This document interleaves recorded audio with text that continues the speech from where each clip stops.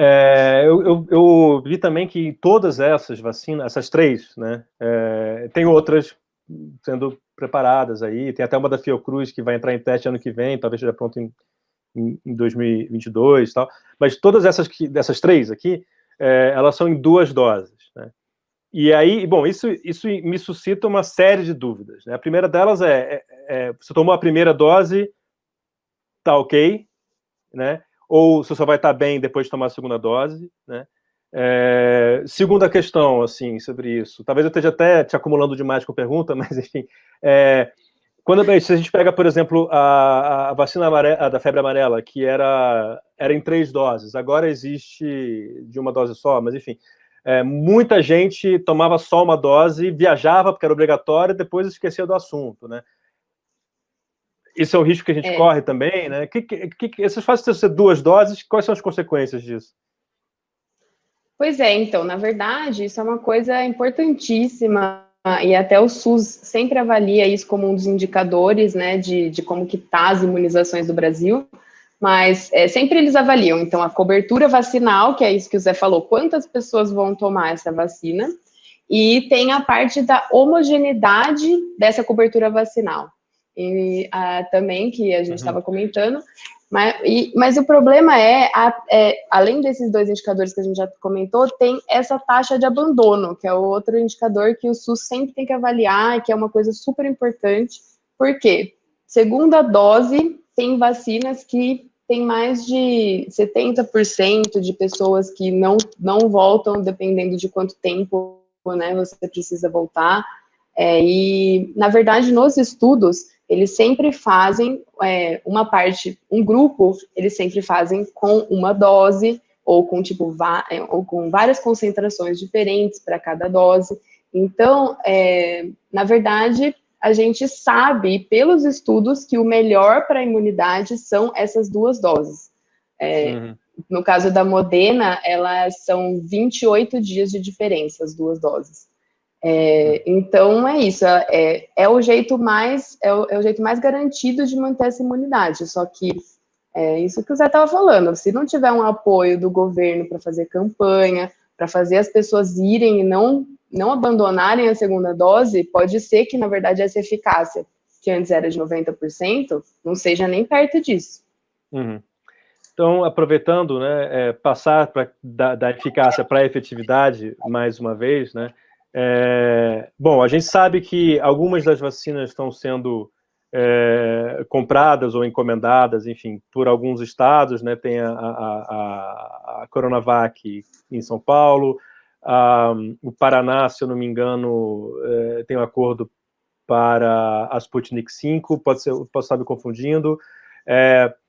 A gente sabe que algumas das vacinas vão ser muito caras. A gente sabe que algumas dessas vacinas exigem refrigeração, coisas assim.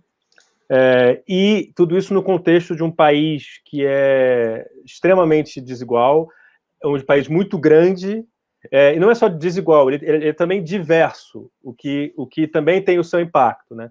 Então, eu queria saber do José Paulo se existe, assim, se dá para projetar um pouco como é que vai ser esse momento em que chega a vacina, né? Inclusive, tem aí a pergunta de para quando que a gente acha que dá para ser. Na última semana você falou, Bia, provavelmente comece a ter em algum momento no meio de janeiro, mas eu queria ver se dá para desenvolver isso. Mas eu queria saber um pouco essa projeção, primeiro, do efeito da desigualdade, da diversidade sobre a vacina, sobre a vacinação e sobre a efetividade, e quais são as perspectivas que a gente tem. Olha, é difícil responder essa pergunta, né? Então, por mais que a gente tenha uma vacina aprovada pela Anvisa, segura, que possa ser distribuída em massa, tem que ver qual que é a capacidade produtiva mesmo, né? Então, enfim, além de você produzir milhões, não bilhões, mas milhões de vacinas, você tem perdas, você tem a questão da logística, então não dá para cravar assim, né? Tem várias expectativas, os governantes que estão apoiando os seus afiliados, né, eleitorais nesse segundo turno, estão falando que a vacina é para agora, né, no começo do ano que vem. As autoridades de saúde pública já já expande um pouco a expectativa para metade do ano, e a Organização Mundial da Saúde é mais realista, está falando que no final do ano, talvez, você consiga imunizar boa parte da população.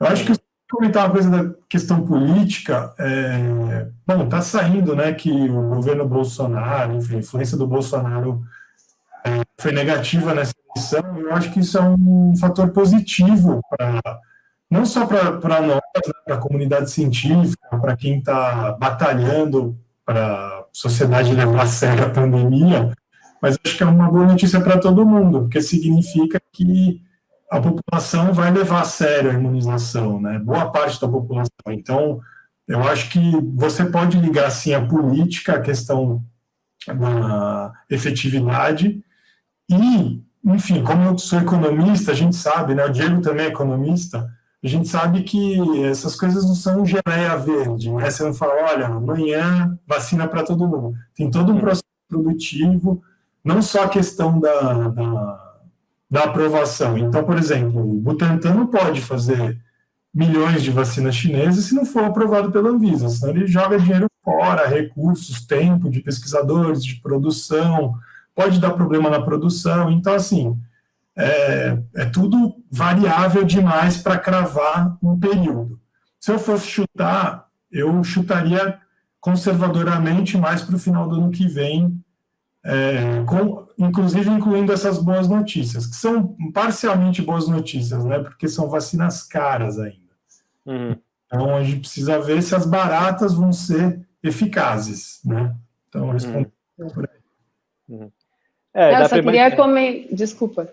Não, eu só queria comentar isso que ele falou, porque eu acho que o interessante desses estudos é dar aquela esperança de que o sistema imune humano ele responde à vacina de coronavírus. Então, porque existem coisas que a gente já sabe, por exemplo, AIDS ou outras coisas que faz muitos anos que estão tentando fazer vacina, mas o sistema imune, ele não funciona. O vírus e o sistema imune, você não consegue achar um bom vetor ou um bom candidato para fazer uma vacina de certas doenças. Então, é isso que, para mim, me traz uma esperança que então, as vacinas funcionam. Até agora, todos os primeiros resultados que estão saindo, está mostrando que tem uma consistência, pelo menos.